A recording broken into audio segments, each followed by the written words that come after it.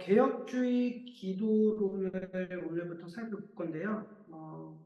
오늘은 이 기도에 대해서 기본적인 이해, 그리고 기도를 하기 위해서 우리가 준비를 해야 되는 것들이 있다. 그냥 무조건 기도하는 게 아니라 준비를 해야 되는데 그 준비는 어떤 준비가 필요한지 그걸 먼저 살펴보도록 할게요.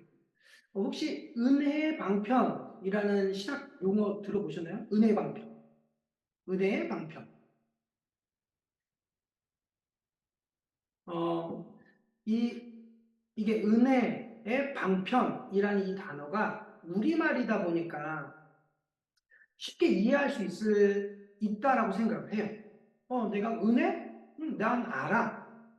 그리고 방편이라는 한국말도 내가 알아.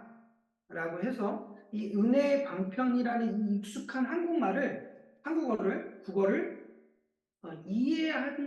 나는 이해하고 있다라고 생각할 수 있어요. 네.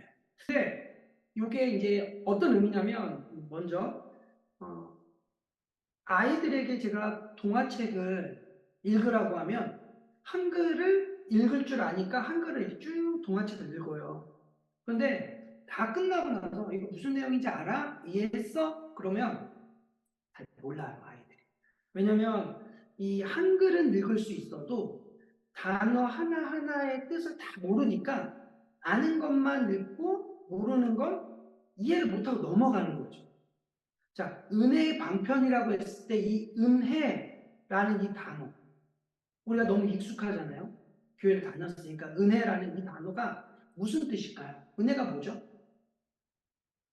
은혜. 자, 은혜라는 걸 대부분 이렇게 이해를 합니다. 하나님께서 거저 주시는 선물. 이렇게 이해하고 계셨나요? 이 정도는 알고 계셨죠? 하나님께서 거저 주시는 선물. 이게 은혜다. 근데 이건 초심자건 교회를 오래 다니는 사람건 대부분 이 정도로만 이해를 해요. 그런데 이 신약 성경에서 은혜라는 단어는 주로 어떻게 사용되었냐면 구원이라는 단어와 동의어로 사용되어졌어요. 은혜는 구원과 동의어예요. 그러니까 다시 말해서 하나님의 생명이 우리에게 부어지는 거예요. 이걸 은혜라고 해요. 자, 그러면 은혜의 방편이라고 했을 때 하나님의 생명이 우리에게 주어지는 방편, 즉 수단이 있다라는 거예요. 자, 하나님께서 당신의 생명을 우리에게 공급해 주시는 수단이 있어요. 하나님은 어떤 수단을 사용하세요. 방법을 사용하신다는 거예요. 은혜는 그냥 주어지지 않아요. 은혜라는 건 은혜의 방편이라는 그릇에 담겨져서 우리에게 주어진다는 거예요. 그런데 이 그릇이 잘못되면, 이 은혜가 담겨져야 될 그릇이 잘못되면 은혜가 우리에게 올까요? 안 올까요? 안 오겠죠. 은혜가 오지 않아요. 예를 들어서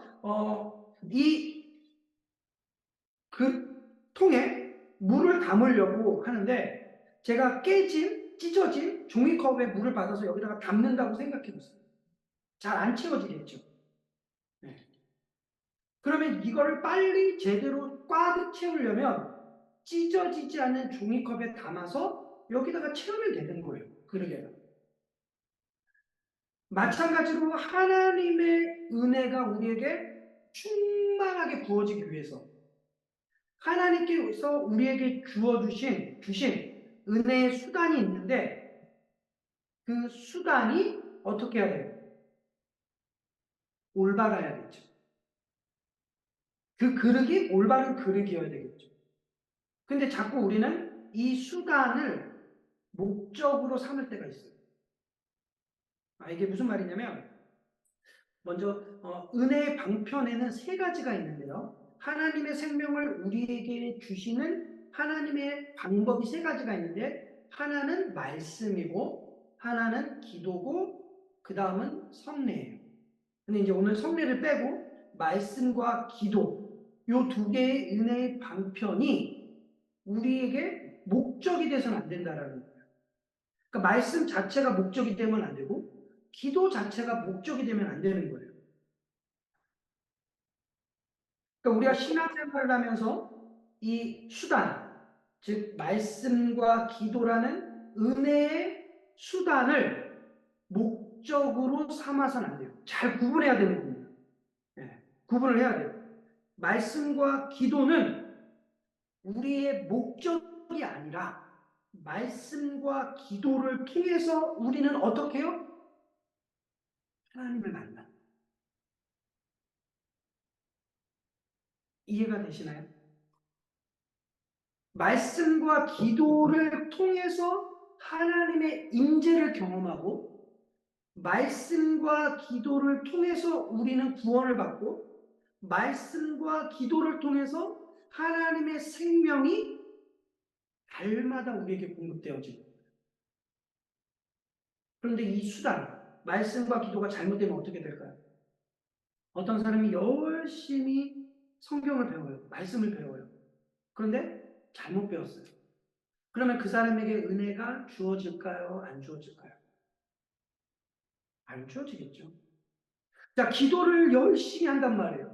기도를 열심히 하는데 기도를 바르게 하지 않아요. 잘못돼요. 그럼 그 잘못된 기도를 통해서 은혜가 주어질까요? 안 주어진다는 거예요. 안 주어져요. 이게 문제라는 거예요. 이게. 오늘 교회 안에 심각한 문제가 뭐냐면 이 은혜의 방편, 말씀과 기도의 변질이라는 거예요. 말씀과 기도의 변질. 은혜의 방편, 이게 가짜인데 이 가짜 은혜의 방편을 마치 진짜인 것처럼 속여서 사람들을 혼란하게 만들어요.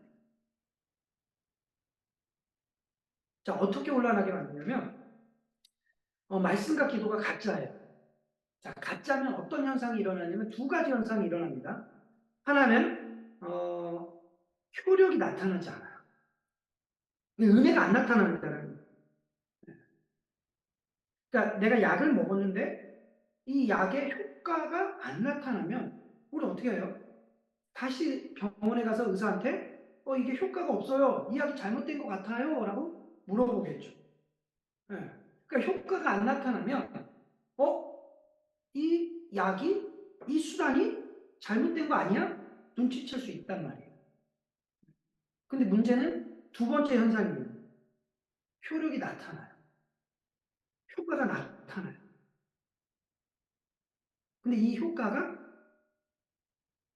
위장된 효과예요. 플라시보 효과라는 이야기를 들어보셨나요? 플라시보 효과.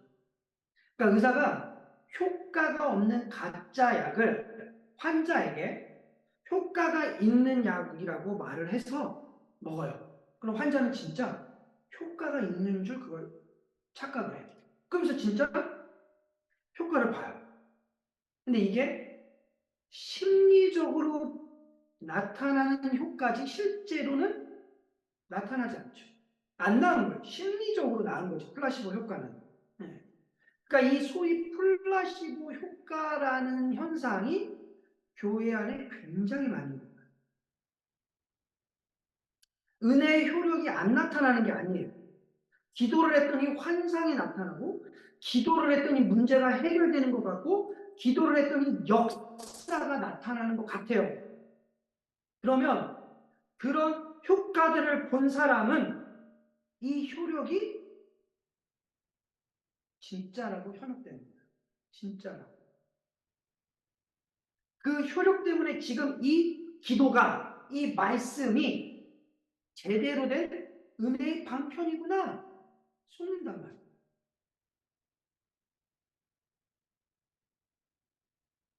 자, 결론부터 말씀드릴게요. 자, 은혜의 방편, 하나님의 말씀과 기도를 통해서 궁극적인 효력, 궁극적인 효과가 뭐냐면 하나님과 가까워지는 말씀을 통해서 하나님과 가까워지는 거고 기도를 통해서 하나님과 가까워지는 게 진짜 효력이라는 거죠. 하나님과의 관계가 깊어지고 하나님에 대한 이해가 더 깊어지고 이전보다 주님을 더 사랑해주고 더 거룩해져 가는 것. 이게 말씀과 기도의 궁극적 목표라는 거예요. 그런데 이 플라시보 효과처럼 거짓 효과가 나타나는 거예요. 기도하는데 환상을 봐요. 기도하는데 방언이 나오고 능력이 나타나고 체험이 되고 뭔가 효과가 자꾸 내 삶에서 보여지는 것 같은데 점점 하나님과 멀어져요. 점점 하나님과의 관계가 멀어져요. 점점 말씀에서 멀어져요. 말씀에 관심이 없어져요. 세상에 더 집착하고 더 자기중심적이고 더 불경건해지고 있다면 기도를 하고 말씀을 배우고 말씀을 전하지만 겉으로는 효과가 나타나는 것처럼 보이지만 속으로는 어떻게 해요? 병들어간다는 거예요.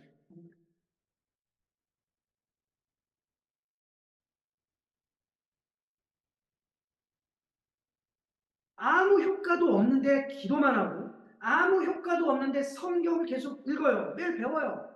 이것도 문제지만 두 번째, 효과가 나타나요. 거짓 효과예요. 결국 영혼은 다 망가지고 있다는 거죠. 이런 거짓 효과에 현혹된 사람들의 영혼은 정말 피폐해요. 하나님의 진리의 말씀이 들어가질 않아요. 아무리 하나님의 말씀을 성경에서 이렇게 이야기하고 있잖아 라고 말을 해줘도 절대로 안 해요. 얼마나 강팍한지 모르요. 그래서 목사들은 이 설교를 통해서 어떻게 해요? 바른 교리들을, 바른 말씀을 성도들에게 전해야 돼요. 그러면 그 바른 교리와 말씀을 통해서 성도들은 어떻게 해요? 하나님과 점점 가까워지고 그리고 하나님의 말씀을, 하나님의 생명을 날마다 공급받는 거예요. 분명한 건 이 말씀이라는 이 하나님의 은혜의 수단이 이 수단을 통하지 않고서는 절대로 하나님을 만날 수 없다는 거예요. 하나님을 바르게 계시한, 하나님을 바르게 알려주는 유일한 수단은 성경밖에 없어요.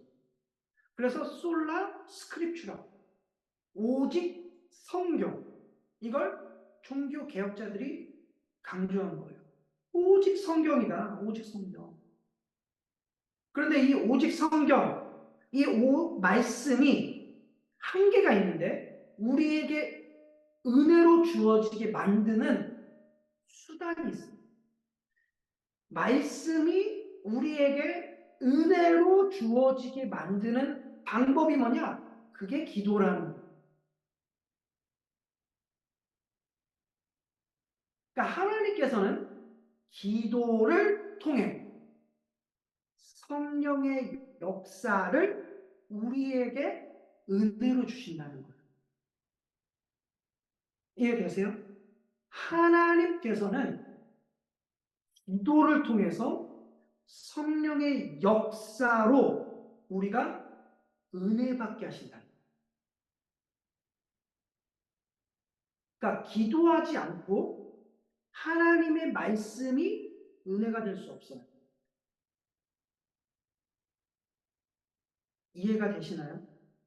내 삶에 기도를 전혀 안 하고 말씀을 읽고 말씀을 듣고 말씀을 배운다고 은혜가 되지 않는다는 거예요. 이 오직 성경의 한계가 뭐냐면 성령의 조명이 없을 때 아무 효과가 안 나타난다. 그러니까 불교에서 스님들이 성경을 읽고 가르치는 역할을 하는 사람들이 있습니다. 근데 역사가 안 일어나요. 효력이 안 일어나요. 왜요? 성령의 조명이 없기 때문에 그래요. 성령이 조명이 있을 때라야만 제대로 기능이 발휘합니다.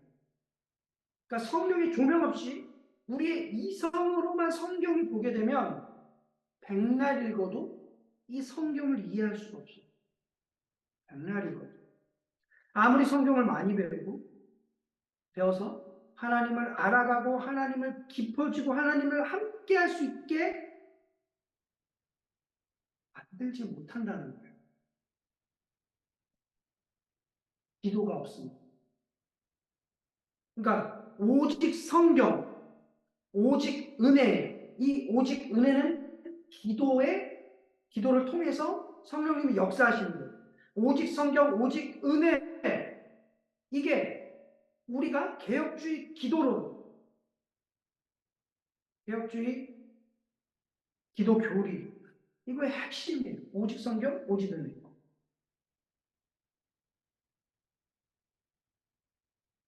오늘 우리 이 시대는 영적 전쟁의 시대잖아요.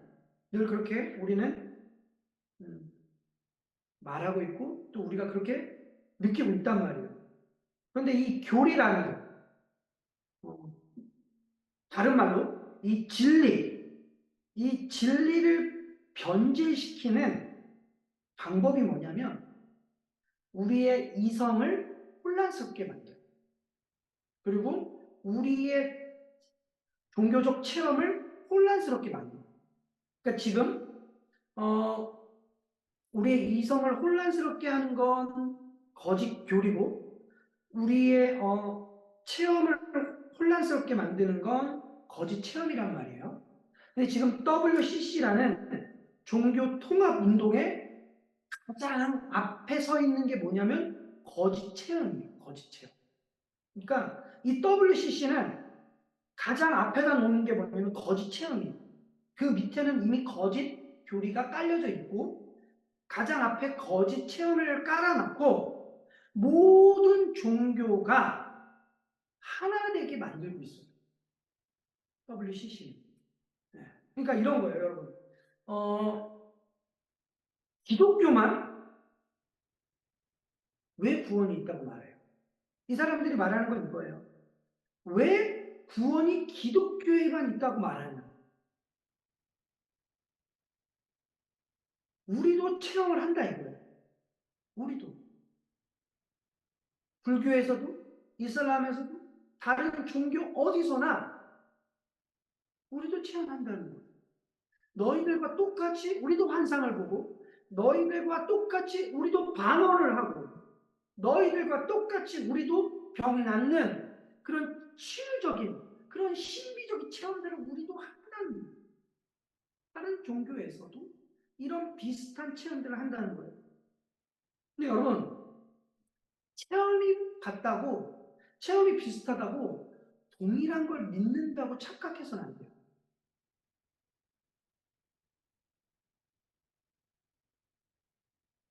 우리의 체험과 그들의 체험이 비슷하다고 해서 하나가 되게 만드는 일이 일어나고 있다는 거예요. 그러면 이 거짓 체험이 우리가 하고 있는, 아니면 다른들이 하고 있는 많은 우리가 경험하고 있는 이 체험이 거짓 체험인지 진짜 체험인지 어떻게 알 수 있을까요? 내가 해왔던 체험들이 이게 거짓인지 진짜인지 어떻게 알 수 있어요? 우리의 선배들, 우리의 믿음의 선배들, 경건한 믿음의 선배들은 그 체험이 나로 하여금 어떻게 해요? 더 말씀을 사모하게 만드는지를 점검했어요. 그 체험이 나로 하여금 더 거룩을 열망을 품게 하는지로 점검했단 말이에요. 그 체험이 우리를 더 진리로 향하게 하고 더 하나님께로 향하는지로 내가 이 체험이 진짜인지 거짓인지를 점검했단 말이에요.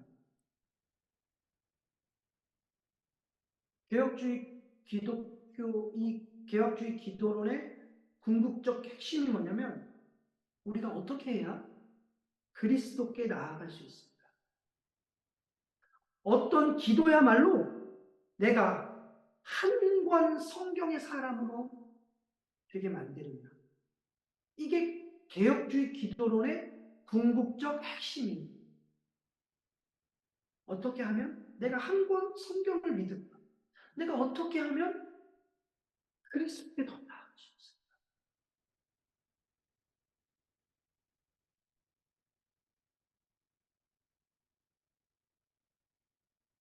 그러니까 개혁주의 기도론의 음, 핵심. 그러니까 개혁주의 기도론은 뭡니까? 라고 물어봤을 때 개혁주의 기도론은 성경이 가르치는 기도가 이거입니다. 이게 핵심이에요. 개혁주의 기도론. 이거는 성경이 가르치는 기도는 이것입니다. 라는 거예요. 그러니까 여러분들은 지금 그걸 배우는 거예요. 그러니까 이 말을 바꿔 말하면 개혁주의 기도론이 있다라고 한다면 개혁주의 기도론이 아닌 게 있다라는 거죠. 한국교회 안에서 개혁주의 기도론이 아닌 다른 기도의 방법을 가르치는 모든 것들은 성경하고 아무런 관계가 없어요.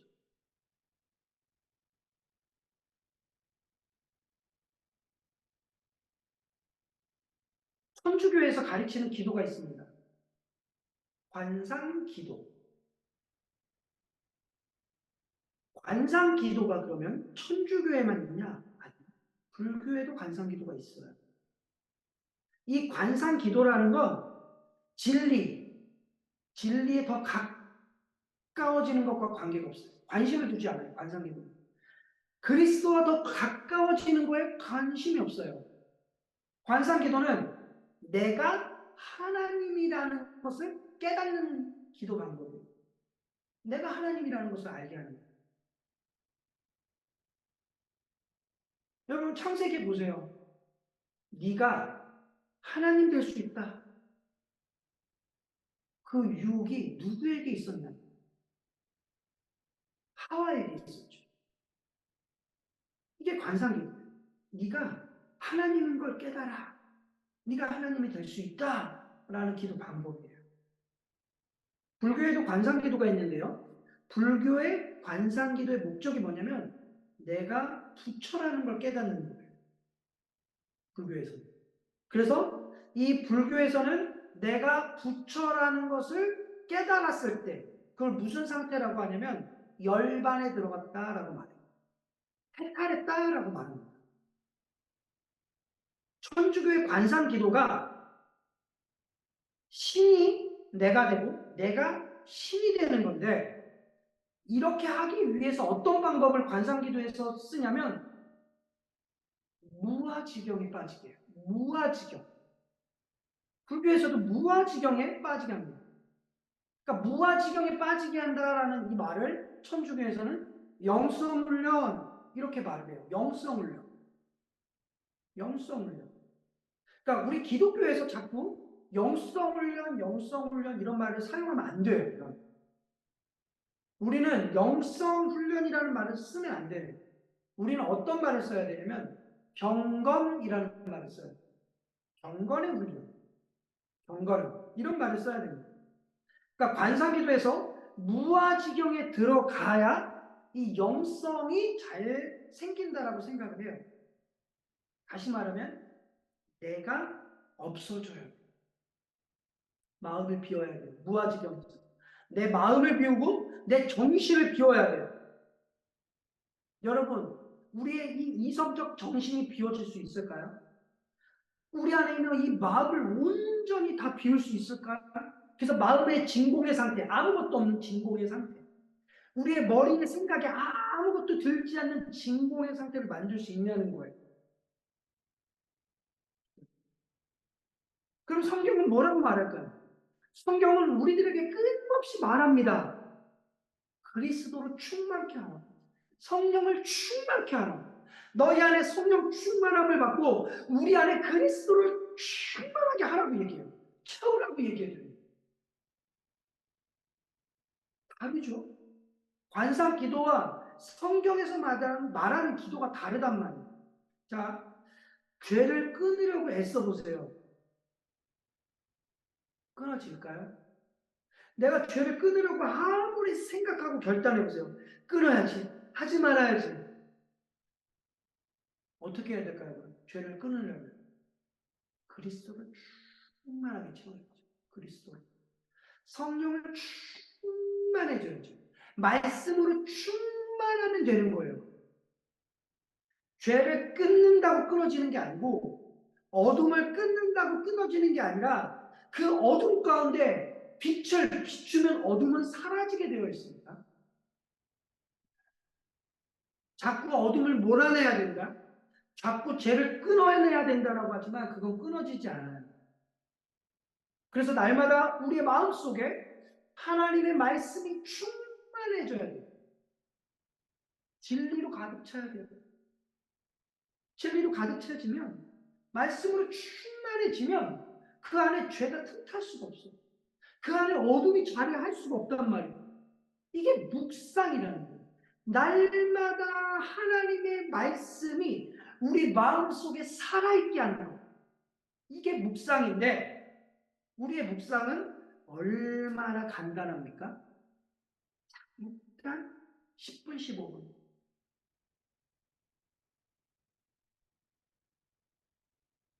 이것도 귀한 거겠죠. 안 하는 것보다 낫겠죠. 그런데 우리의 삶 가운데 죄와 어둠이 얼마나 많이 들어오냐는 거예요. 우리는 그 어두운 세상에서 발을 딛고 살아가는데, 아침에 잠깐 묵상하고 우리의 삶을 내던지면 맡기면 되겠냐는 거예요. 하나님의 말씀을 항상 우리 마음속에 살아있게 만들어야 돼요. 그래서 그 말씀이 나의 생각과 행동과 판단의 기준이 되게 만들어요. 그 말씀을 항상 붙잡힌 바, 그 말씀에 항상 붙잡힌 바, 그 붙잡힌 바 된 상태, 그게 묵상이에요. 우리는 날마다 그렇게 묵상하며 살아가요. 근데 자꾸 우리는 천주교적인 묵상을 하려고 해요. 천주교적인 기도를 따라하려고 해요. 마음을 비우려고 해요. 자꾸 내려놓으래요. 자꾸 내려놓으세요. 내려놓으세요. 자꾸 결단하세요. 결단하세요. 우리의 의지가 필요 없다라는 게 아니에요. 근데 자꾸 내려놓는다고, 마음을 먹는다고 먹어지냐는 거예요. 자꾸 내려놓는 게 안 되니까 더 내려놓으라고, 더 내려놓는 거라고, 더 내려놓는 거라고. 이런 기도를 하는 사람들은 기도를 통해서 경건해지고, 기도를 통해서 거룩해지고, 기도를 통해서 하나님과 가까워지는 거에 관심이 없어요, 이런 사람은. 오직 이런 사람들은 능력에만 관심이 있어요. 능력에만. 근데 하나님은, 개혁주의 기도로는, 성경은 능력에 관심이 없어요. 경건에 관심이 있어요. 그리스도와 가까워지는 것에 관심이 있어요. 하나님과의 관계에 가까워지는 것. 그래서 우리 삶 속에 그리스도가 충만해지는 것. 이것에 관심이 있는 거예요.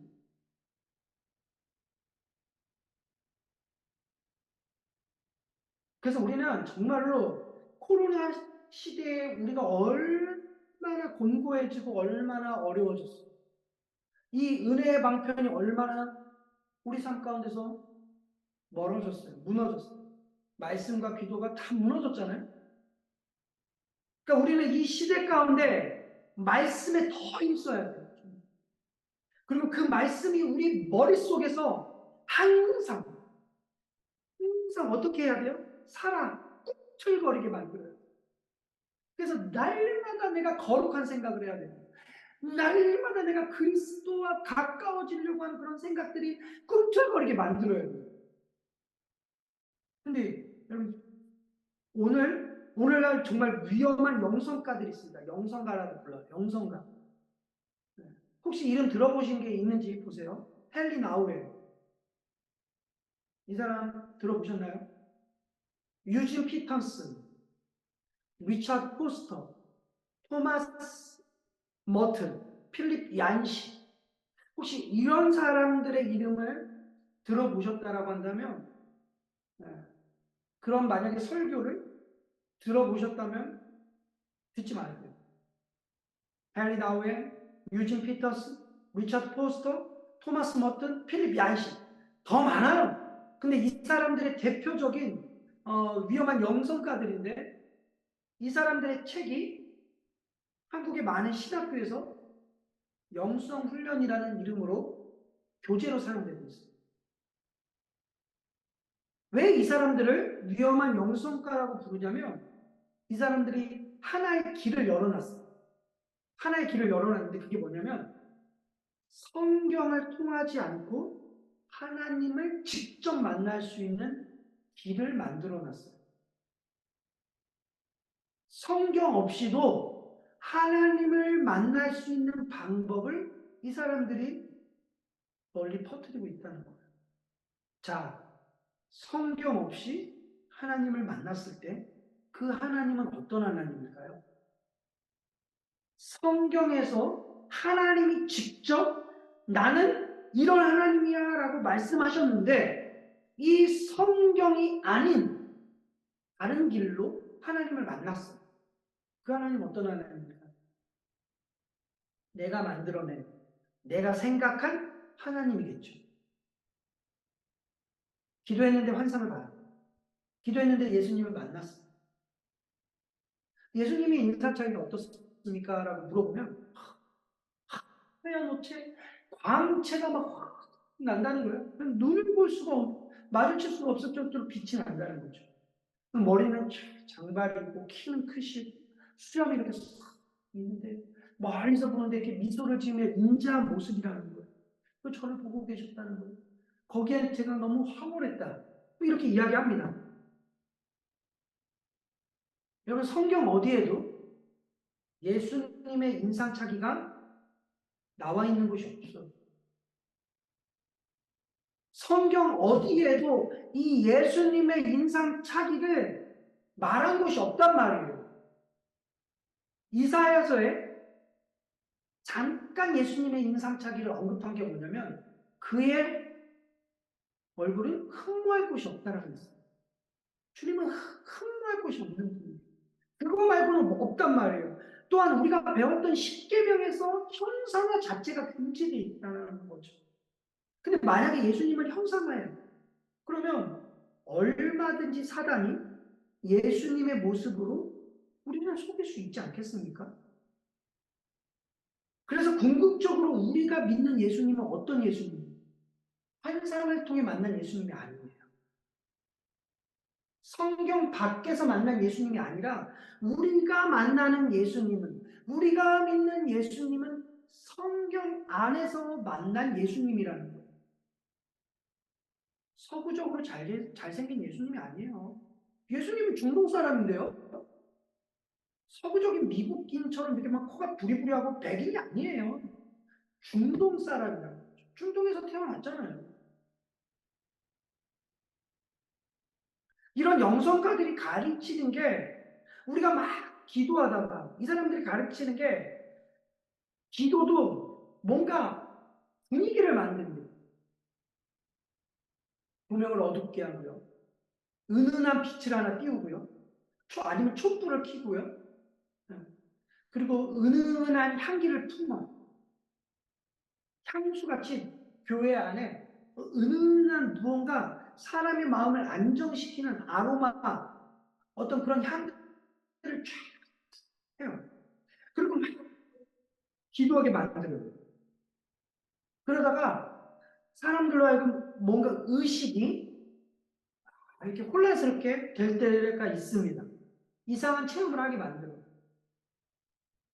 그러면 그 체험을 이슬은 뭐라고 말하냐면 하나님을 만났다라고 말해요. 네. 근데 여러분 성령 체험을 했다라는 건 우리의 이성과 우리의 인격을 성령님은 혼란스럽게 하지 않아요. 성령님은 하나님은 인격적이신 분이기 때문에 우리가 막 혼란한 상태에서 막 무아지경의 상태에서 뭔가 막 이런 상태에서 예수님을 하나님을 만나게 하지 않아요. 성령 체험을 하게 되면 우리의 의식과 우리의 인격은 맑아져요. 그래서 성령님은 우리의 이성을 오히려 더 정확하게 만들어서 어떻게 해요? 이게 옳은지, 이게 그른지를 판단할 수 있게 만들지, 이게 성령 체험인지 아닌지 이걸 모르게 하지 않는다라는 거예요. 여러분, 이걸로 기억하셔야 돼요. 그런데 거짓 운동하는 거짓 영성가들은 속여야 되니까 가장 먼저 하는 게 우리의 이성을 마비시킵니다. 그래서 이 사람들이 제일 많이 하는 게 최면을 거는 것처럼 해요. 여러 가지 기법들을 체면을 통해서 하게 합니다. 판단력을 상실하게 만들어요. 그래서 정신분석을 해보니까 마약을 했던 상태의 그 뇌파와 이 위험한 영성가들이 최면을 걸어서 그 사람들로 하여금 이성을 혼란스럽게 했던 그 뇌파가 아주 비슷하다라는 거예요. 네. 토드 벤틀리라는 사람이 있습니다. 타드 벤틀리. 이 미국의 신사도 운동가예요. 이 사람도 위험한 영성가입니다. 토드 벤틀리라는 이 사람이 있는데 이 사람은 온몸에 문신을 했어요. 온몸에. 목 끝까지 여기까지 온몸에 문신을 했습니다. 그리고 막 이 손에는 막 희귀한 그런 반지들을 막 끼고 있습니다. 근데 이 사람이 퍼뜨리는 영성 운동이 있어요. 영어로 shocking prayer라고 합니다. shocking prayer. 예. 그러니까 기도에 쇼킹을 주는 거예요. 그러니까 어떤 영의 임재 흠뻑 젖게 만든다라는 기도 운동이에요. 쇼킹 프레이어. 근데 이게 뭐냐면 약간 접신하게 만드는 것과 같아요. 접신. 예. 그러니까 이 사람들이 쇼킹 플레이어를 막 하잖아요. 막 주입합니다. 이 사람이 이 토드 벤틀리라는 이 신사도 운동가가 막 임파테이션을 밀어 넣어요. 임파테이션. 그러니까 능력을 막 밀어 넣는 거예요.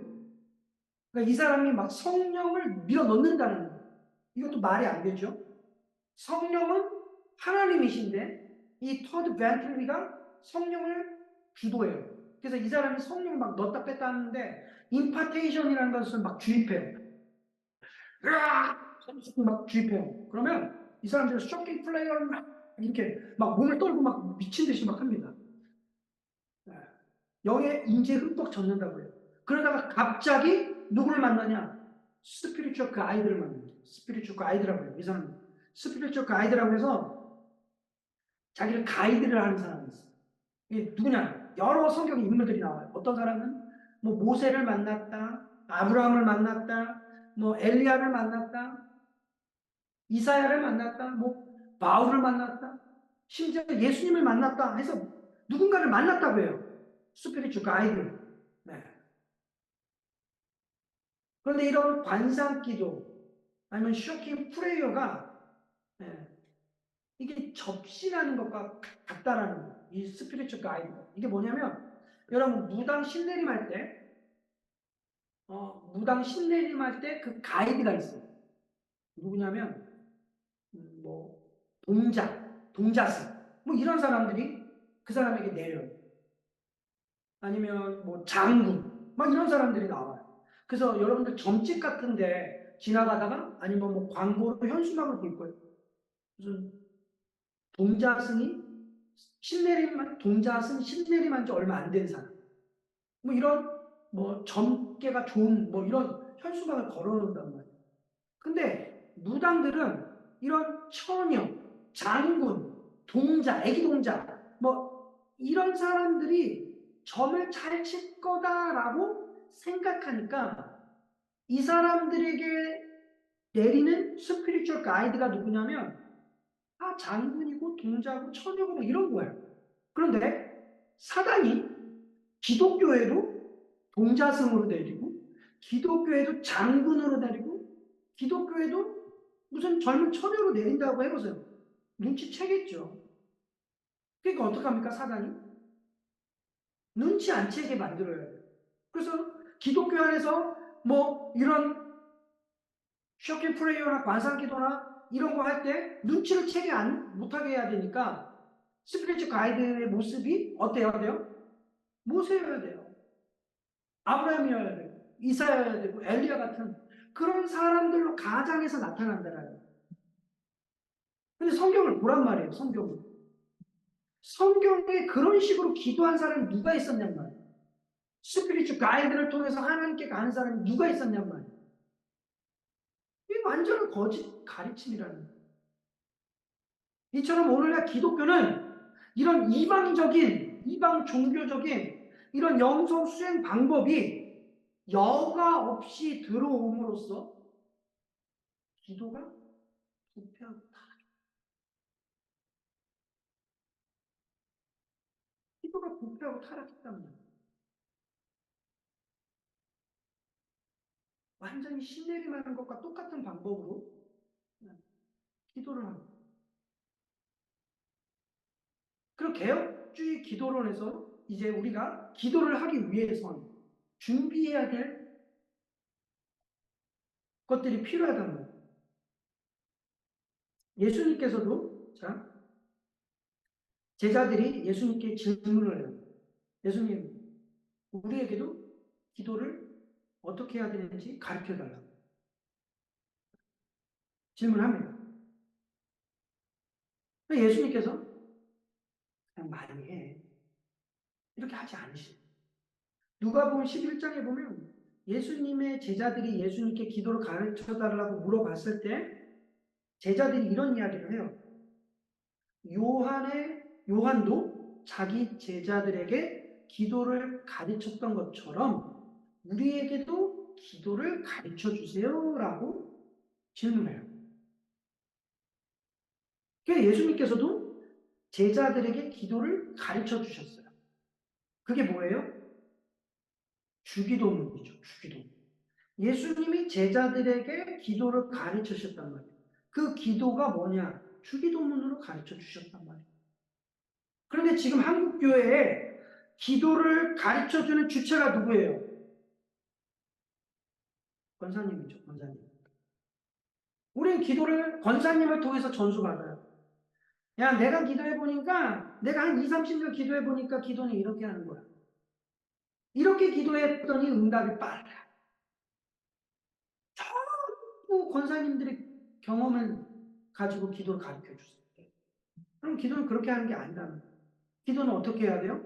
성경의 근거에서 해야죠. 우리는 모든 걸 성경의 근거에서 기도해야 되는 거예요. 예수님께서 제자들이 그렇게 말했을 때, 기도를 가르쳐 달라고 요청했을 때, 그냥 열심히 해. 열심히 하다 보면 터득해. 이렇게 하면 터득해. 그게 아니라 정확하게 주기도문이라는 방법으로 가르쳐 주셨단 말이에요. 그러니까 우리는 배우지 않고 기도를 열심히 하면 할수록 우리는 전부 어디로 가게 되어 있습니까? 성경적으로 가는 게 아니라 우상 숭배로 가게 되어 있어요. 여러분 혹시 이런 책 읽어보셨습니까? 하나님의 보좌를 움직이는 기도. 들어보신 분 있나요? 하나님의 보좌를 움직이는 기도라는 책. 한국에서 어마어마한 베스트셀러였습니다. 하나님의 보좌를 움직이는 기도. 이 책을 쓰신 분은 평신도였어요. 집사님인데 자기가 기도를 열심히 하더라고요. 열심히 해봤더니 기도를 많이 하면 많이 할수록 응답이 잘 되더라고요. 그러면서 하나님께 이렇게 기도합니다. 하나님, 제가 천국 갈 때까지 새벽 기도를 7시간 하루도 빠지지 않고 드리겠습니다. 그 마음으로 기도했던 분. 대단하지 않습니까? 새벽 기도를 7시간 하루도 빠지지 않고 기도하면 응답된다는 거예요. 자기가 그렇게 해보니까. 자기가 새벽 기도를 30분 기도해보고 1시간 기도해보고 2시간 기도해보고 3시간 기도해보고 해봤더니 하루에 7시간 이상을 기도하면 응답이 잘 됐더라는 거예요. 그 경험을 가지고 이 책을 썼습니다. 많이 하니까 이렇게 되더라는 거예요. 많이 하니까.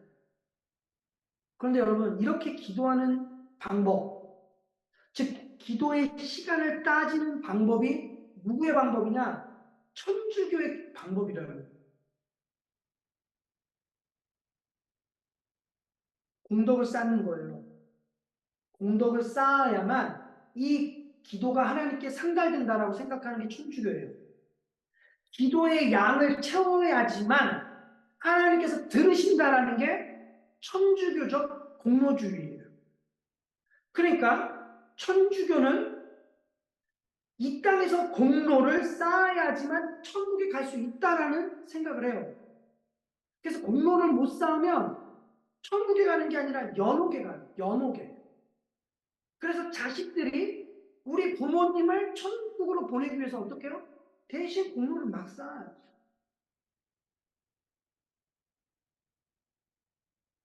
여러분, 공덕을 쌓아야지만, 시간을 채워야지만 하나님 들으시세요? 시간이 안 중요하다는 게 아니에요.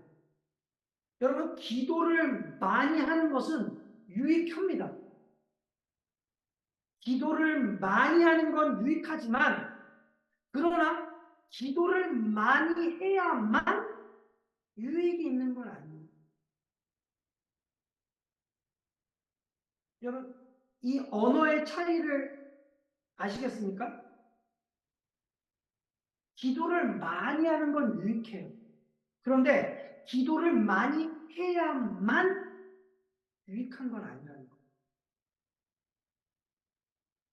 하나님께서 우리를 늘 보시면서 우리의 기도 시간을 하나님 체크하세요. 그래서 야, 너 기도 30분 했어 오늘? 너 안 돼. 이런 분이시냐는 거예요. 여러분. 하나님께서는 우리의 중심을 보시고 우리의 중심을 받으시지 우리의 시간을 보시는 분이 아니세요. 받으시는 게 아니에요. 여러분, 옛날에 할머니들이 기도할 때 뭘 써놓고 기도했죠? 정한수. 그 새벽에 항상 깨끗한 물을, 삼다수가 아니라 깨끗한 산에서 나는 그 신령한 깨끗한 물을 그렇게 받아가지고 그것을 떠가지고 깨끗한 몸가짐을 해가지고 어떻게 해요? 그 정한수 앞에서 비나이다 비나이다 비나이다 비나이다 비나이다 비나이다 이렇게 했단 말이에요. 정성을 들였단 말이죠. 여러분, 하나님께서 우리의 정성을 받으셔야만 우리의 기도를 들으실까요? 여러분, 이거 정말 정확하게 이해를 하고 계셔야 돼요. 내가 정성을 들여야만 하나님께서 내 기도를 받으실 거다라고 생각하시면 안 돼요. 정성이 필요 없다라고 말하는 게 아니라 정성이 공로가 된다는 거예요. 내가 이렇게 정성을 들이고 내가 이렇게 시간을 들이고 내가 이렇게 해야만 하나님 들으실 거다. 이건 다 공로라는 거예요. 공로. 기독교 신앙에 있어서 가장 경계해야 되는 게 공로란 말이에요. 내가 이렇게 많이 기도했는데 하나님 왜 응답 안 해주시지? 내가 이렇게 많이 봉사했는데 왜 하나님 내 기도 안 들어주시지? 내가 하나님 이렇게 많이 헌금했는데 내가 하나님 이렇게 교회에 헌신했는데 애를 썼는데 이 모든 게 공로라는 거예요. 정석이라는 거예요. 이걸 쌓아야지만 하나님이 들으실 거라는 건 잘못된 거예요. 잘못된 거예요. 그럼 우리는 무엇을 준비하고 기도해야 되느냐? 첫 번째로 우리는 성령을 근심케 하지 않는 것, 이걸 준비해야 돼요. 우리의 삶 가운데서 성령을 근심케 하지 않는 것들을 준비해야 합니다. 다시 말하면 나의 경건의 수준과 나의 기도의 수준은 정비례해야 합니다. 그러니까 내가 경건하지 않는데 기도가 깊어질 수 없다라는 거예요. 내가 불경건하면 기도도 깊을 수가 없어요. 왜냐하면 기도는 하나님과의 대화잖아요. 근데 내가 하나님과 관계가 좋지 않아요. 내가 경건하지 않아요. 내가 불경건해요. 하나님과 멀리 떨어져서 살아가요. 근데 어떻게 깊은 기도를 할 수 있겠어요? 그 불가능한 거예요. 잠언 28장 9절입니다. 잠언 28장 9절. 우리 함께 보겠습니다. 잠언 28장 9절.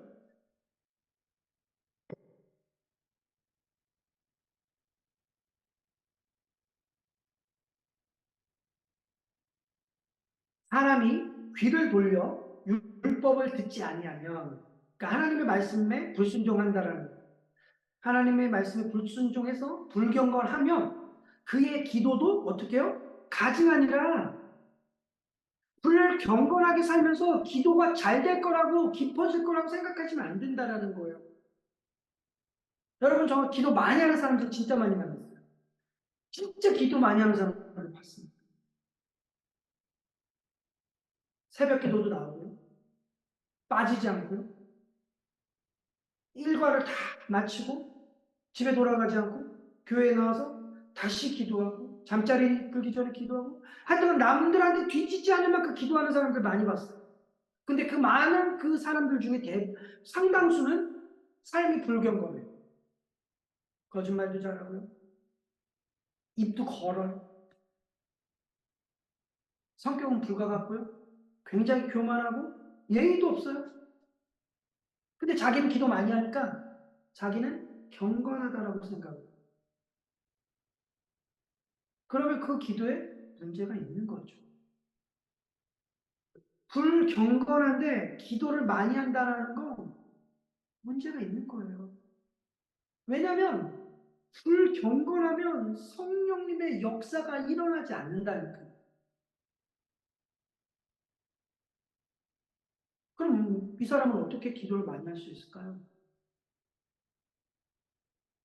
자기 의지, 자기 열심, 자기 만족적 신앙을 하는 거죠.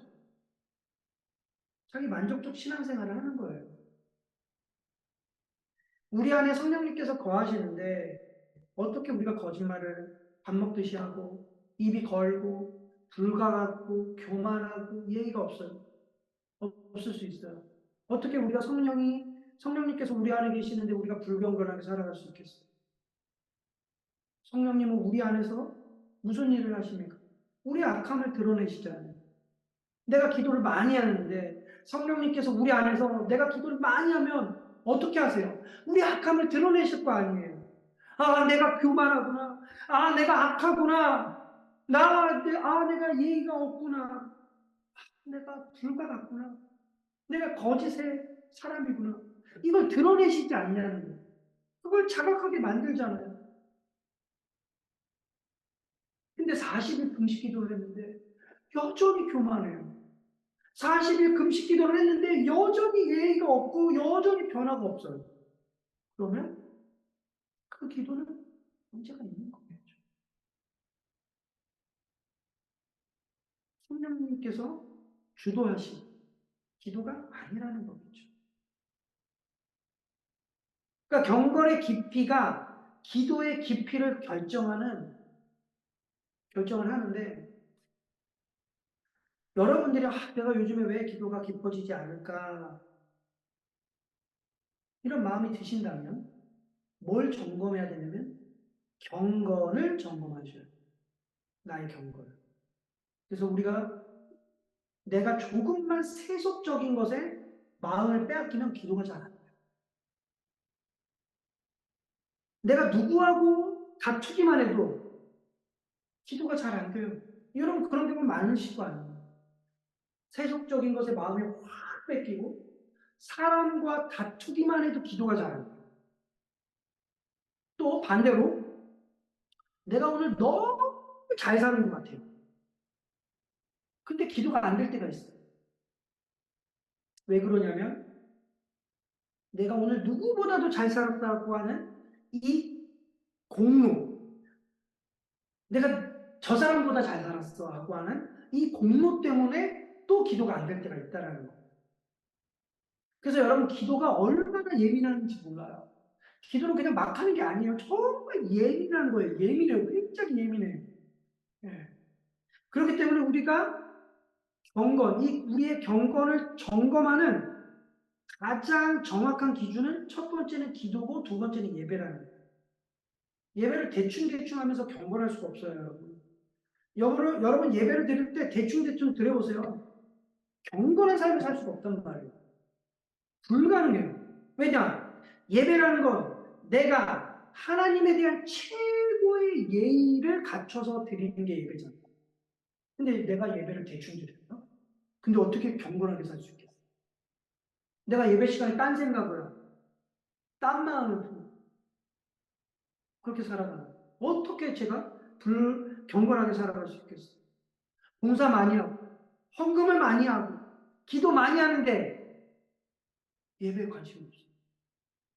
예배의 태도가, 예배에 대한 예의가 관심이 없어요.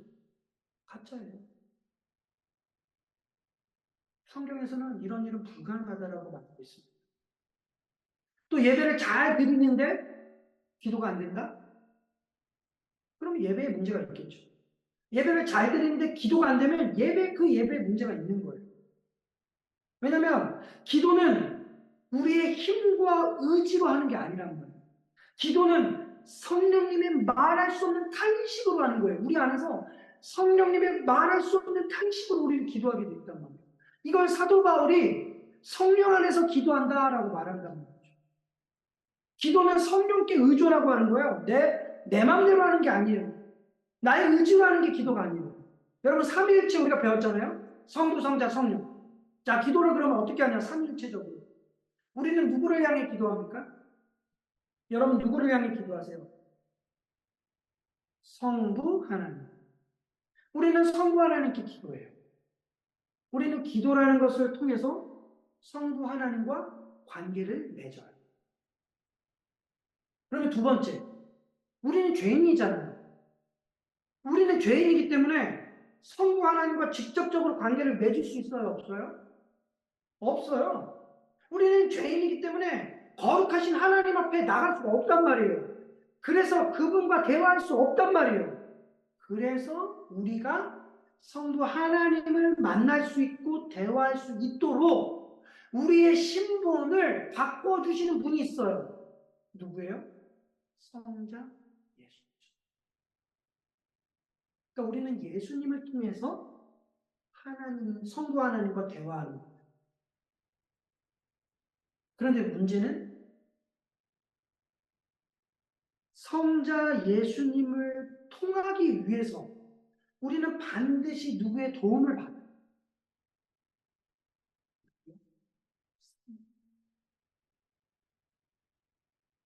성령님의 도움을 통해서 성령님의 적용케 하심으로 말미암아 우리의 신분이 변화되는 거예요. 그래서 성령님의 도움을 통해서 성령님의 도우심으로 성자 예수님을 통해 성부께 기도드리는 거예요. 기도도 삼위일체적으로 기도하셔야 돼요.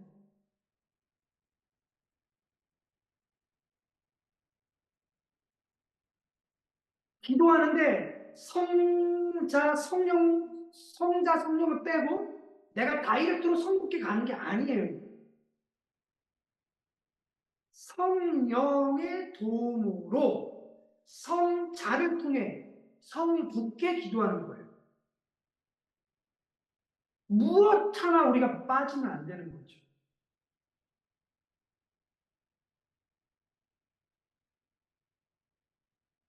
그러니까 우리는 누구에게 기도해야 돼요? 나는 성령님께 기도해요. 저는 성자께 예수님께 기도해요. 이 말이 완전히 틀린 건 아니에요. 삼위일체 하나님은 한 분 하나님이시니까. 그런데 정확한 것, 정확한 기도의 개념을 잡으시려면 어떻게 기도해야 되냐? 성령께서 우리를 예수님의 그 십자가의 공로를 통해 성부께 기도하게 만드는. 이게 기도의 정확한 개념이에요. 이렇게 여러분들은 기도하셔야 돼요. 그래서 우리가 성령을 의존하지 않고 하는 기도는 항상 잘못된 기도이기 때문에 은혜의 효력이 나타날 수 없겠죠. 그러니까 우리는 날마다 은혜를 구해야 돼요. 무슨 은혜? 성령의 충만한 은혜. 그래서 성령 충만함을 받으라고 예수님이 우리에게 말하고 하십니다. 너희가 성령의 충만한 은혜, 인도하신, 이끌어주신, 성령님의 적용케 해주신 분을 없으면 나를 만날 수가 없다는 거예요. 나를 통해 하나님께 갈 수 없다는 거예요. 두 번째로, 우리는 늘 경건한 묵상에 힘써야 돼요. 여러분, 경건한 묵상 없이 격렬한 기도는 할 수 없어요. 내가 왜 하나님께 격렬하게 기도하지 않냐면 묵상이 빈약해서 그래요. 여러분들 삶에 묵상이 빈약하기 때문에 격렬하게 하나님께 기도하지 못합니다. 묵상은 우리를 가난함으로 인도해요. 우리를 간절함으로 인도해요. 근데 간절하지 않는 기도는 결코 하나님께 상달되지 않아요.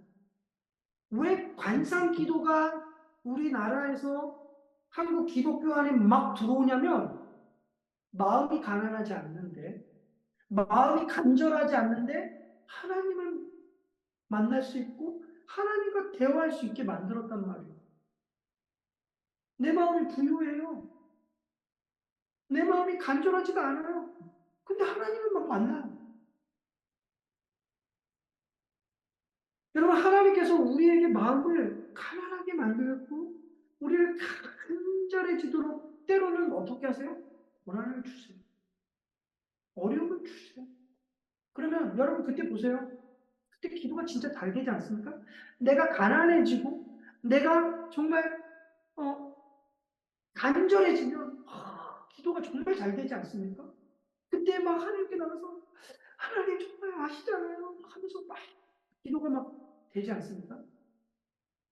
근데 이런 상황에서 기도하겠다라는 그 마음을 주시는 분, 그분이 누구냐?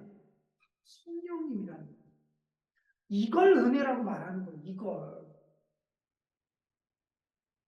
여러분 똑같은 일을 겪는데 어떤 사람은 마음이 가난해지고 간절해져서 하나님께 나가가지고 기도하는데 똑같은 상황 가운데서 어떤 사람은 태평하게 기도 안 하는 사람이 있어요.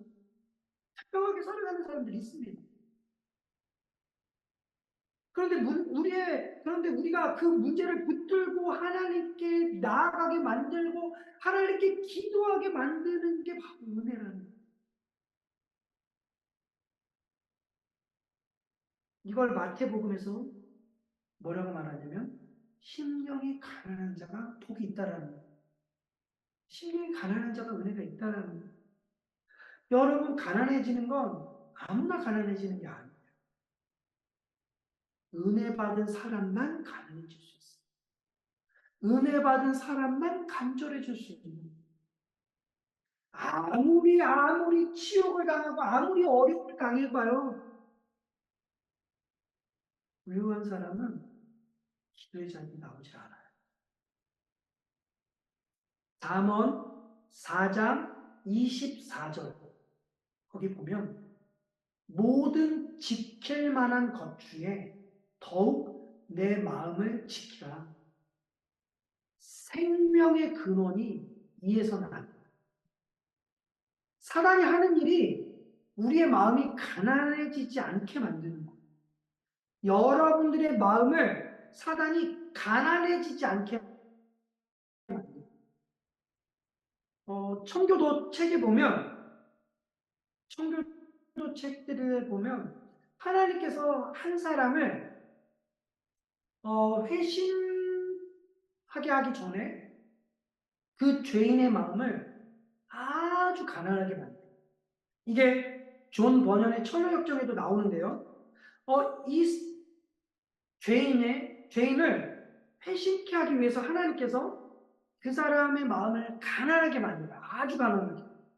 그래서 그 사람이 그 마음이 너무 괴로워가지고 잊고 싶은 거예요. 그래서 때로는 막 술을 먹고 잊으려고 해요. 때로는 어떤 세상적인 방법으로 이 괴로운 마음을 잊으려고 해요. 그런데 성령님께서 그 가난하게 하신 일이라면 아무리 술을 먹고 아무리 세상적인 방법을 동원해도 그 마음이 잊혀지지가 않는 거예요. 그 괴로운 마음이 잊혀지지가 않는 거예요. 온갖 방법을 다 써도 안 된다는 거예요. 그러니까 그런 사람들은 결국 어떻게 되냐? 그냥 천부에 의지 없어서 두 손 들고 옵니다. 그냥 하나님께 그냥 두 손 들고 납작 엎드려서 주님 앞에 그냥 무릎을 꿇고 가난해진 마음으로 긍휼을 구하는 거예요. 하나님 제가 죄인입니다. 하나님 저를 불쌍하게 여겨주세요. 이게 복 있는 심령이에요.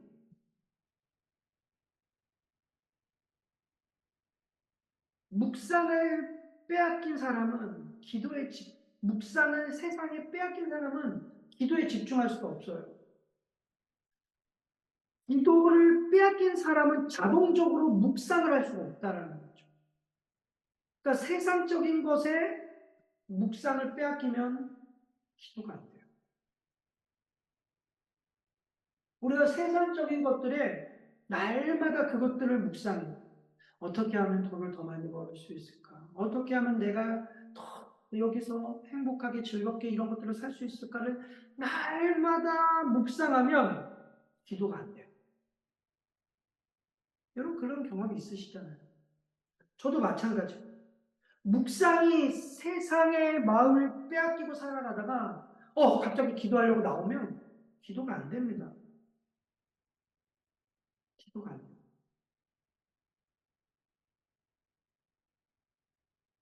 그러니까 우리는 날마다 묵상을 해야 돼요.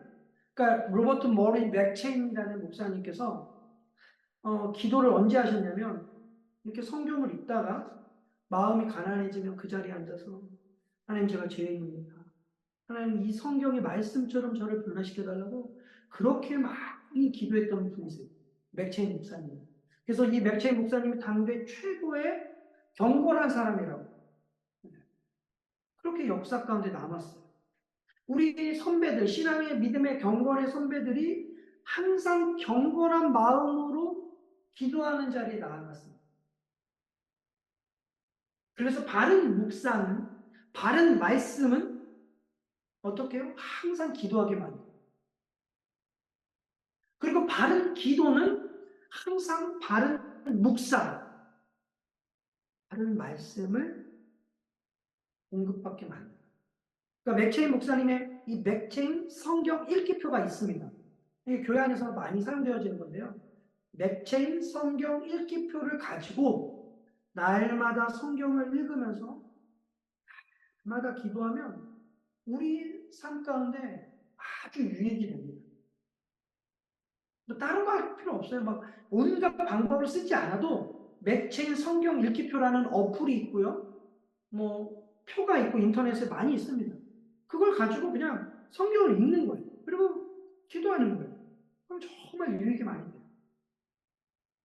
그리고 세 번째로 우리는 찬양하는 것, 감사하는 마음을 품어야 돼요. 기도하기 전에 하나님에 대한 찬양을 올려드리는 건 아주 유익합니다. 또 기도가 다 끝나고 그 감사와 감격을 가지고 찬양을 올려드리는 건 굉장히 좋은 거예요. 네 번째로 설교입니다. 가장 강력한 기도의 수단이 뭐냐? 기도를 이끄는 수단이 뭐냐면 설교예요. 제가 목회를 하면서 설교를 듣고 나면 기도가 된다. 기도에 집중했다. 기도에 깊이 들어가는 그런 것들을 제가 많이 듣게 돼요. 근데 이게 뭐냐면 제가 설교를 잘해서가 아니라 성경의 원리가 그거기 때문에 그래요. 성경의 원리가. 오늘날 기도가 죽는 이유는 설교가 죽어서 그래요. 설교가 죽어서.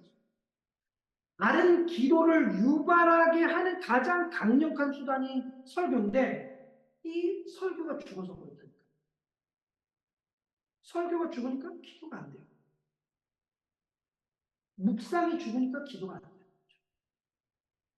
강단에서 다른 설교가 나와야 되는데 온통 전부 모든 것을 축복의 통로로 다 바꿔가지고 말씀을 변제시키고 하니까 기도가 안 되는 거예요. 설교를 통해서 성도들의 마음이 가난해지고 비참함을 깨닫고 무능함을 드러내야 되는데 자꾸 복으로서 그 모든 것들을 마음을 부유하게 만들어요. 성공하는구나. 내가 축복을 받는구나. 내가 잘 되는구나. 내가 복을 받겠구나 해서 모든 성도들을 부유하게 만들어요. 그러니까 기도가 안 돼요. 기도가 안 된다는 건 뭘 말합니까? 하나님과의 대화가 끊긴다는 거예요. 하나님과의 대화가 끊긴다. 하나님과의 관계가 끊겨진다. 이 말은 죽고 있다라는 거예요. 결국 죽는다라는 이야기예요. 얼마나 심각한지 모르겠어요. 우리는 날마다 나의 죄인됨과 무능함을 묵상하는 그런 삶을 항상 준비해야 돼요. 이게 정말 하기 싫은 부분이에요. 내 비참함을 인정하는 것. 내 무능함을 인정하는 것. 내가 이것밖에 안 되는 사람이구나. 내가 이것밖에 안 되는 목사이구나를 인정하는 게 얼마나 어려운 줄 몰라. 그런데 이게 인정이 돼줘야 돼요. 아, 하나님의 은혜 없이는 정말 나는 안 되는구나. 하나님의 은혜 없이는 나는 죄인밖에 안 되는구나. 이걸 인정해야 돼.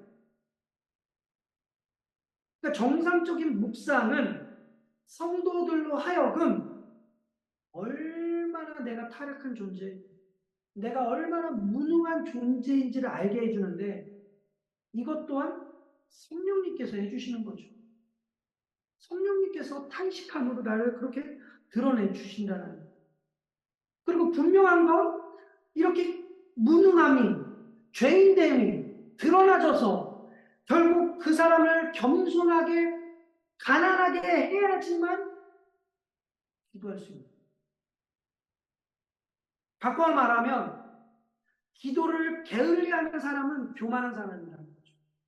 기도를 게을리하는 사람은 부요한 사람이고, 기도를 게을리하는 사람이면 자기의 죄인됨과 무능함을 인정하지 않는 사람이라면 그 사람은 하나님을 의지하지 않아도 살만하다라고 생각하는 사람이에요.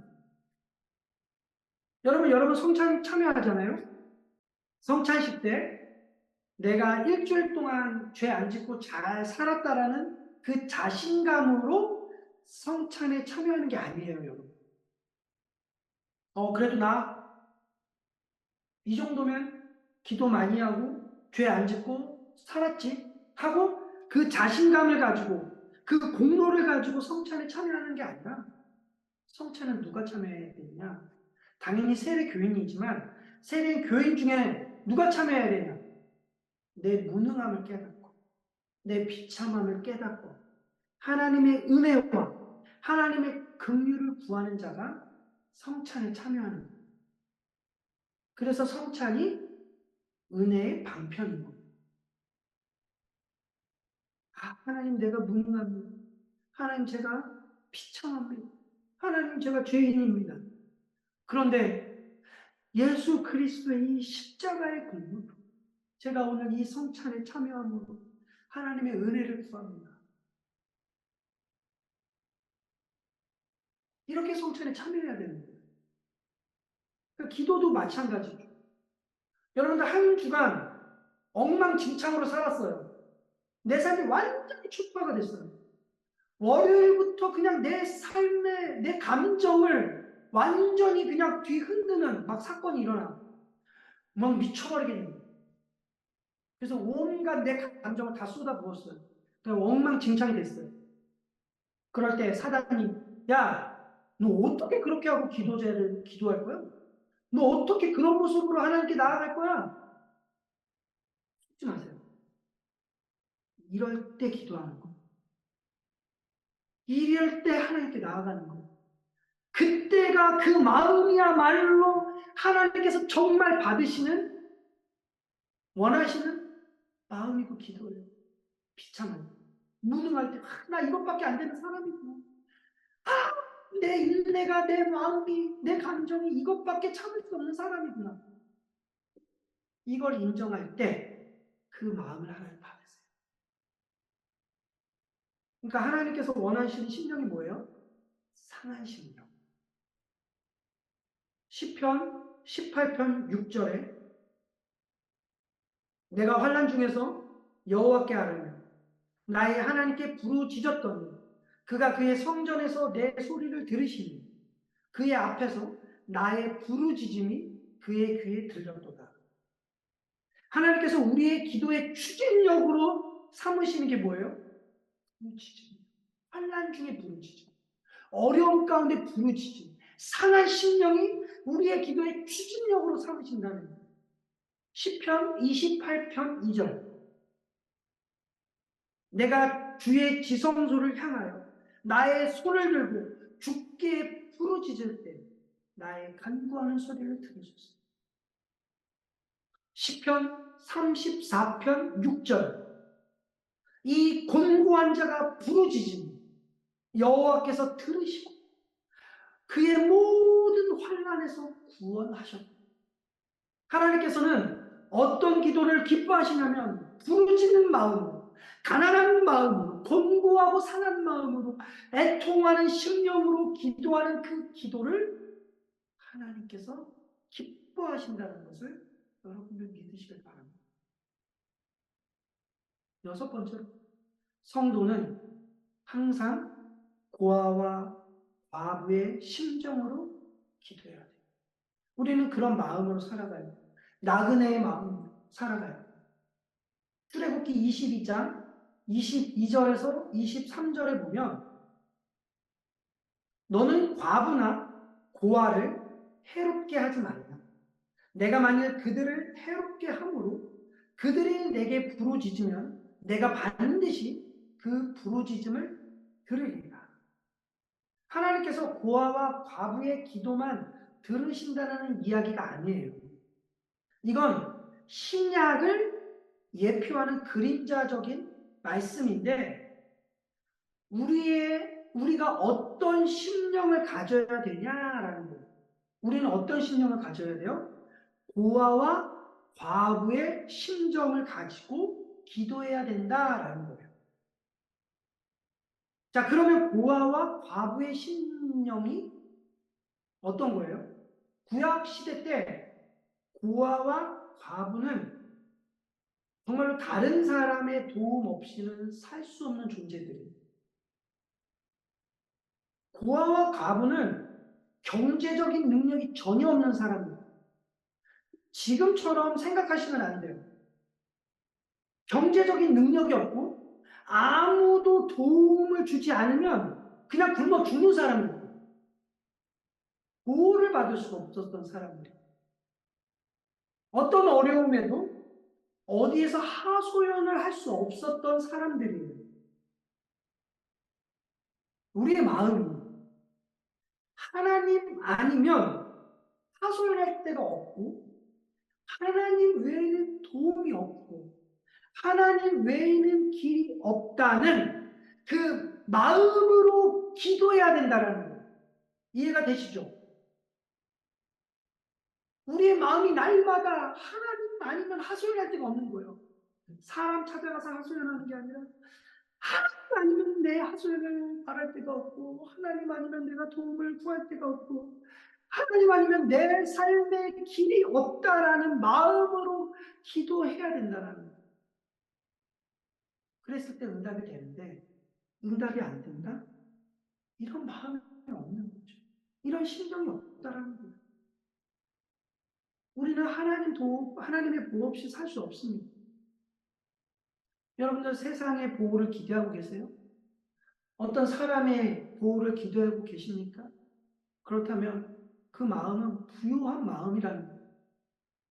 여전히 가난해지지 않았다는 거예요. 나그네 같은 세상에서. 여러분 광야와 같은 이 세상에서 하나님의 보호만이 유일한 우리의 보호임을 믿으시길 바랍니다. 이 마음으로 여러분 기도하셔요. 여러분 오늘 우리가 개혁주의 기도를 첫 번째 시간으로 기도를 어떻게 준비해야 되느냐를 살펴봤습니다. 여러분 많이 배운다고 기도를 잘하는 거 아니에요. 근데 중요한 건 기도의 시작부터 잘 준비해야 돼요. 우리가 깊이 있게 기도가 잘 안 되는 건 항상 시작이 잘못되어 있기 때문입니다. 여러분 기도의 시작을 잘 점검하세요. 아까 쭉 말씀드렸잖아요. 내가 정말 이런 것들을 잘 준비하고 있는지, 이게 잘 준비돼서 기도하고 있는지, 내가 왜 기도가 안 되는지, 왜 나는 기도를 하는데 왜 깊은 기도를 할 수 없는지, 왜 하나님께 자꾸 집중이 안 되고 내 삶은 산만하고 내 기도는 산만한지를 잘 점검하시길 바랍니다. 그래서 기도하는 데 있어서 오늘 이 배운 것들을 잘 준비하시고 이거는 반복적으로 묵상하셔야 돼요.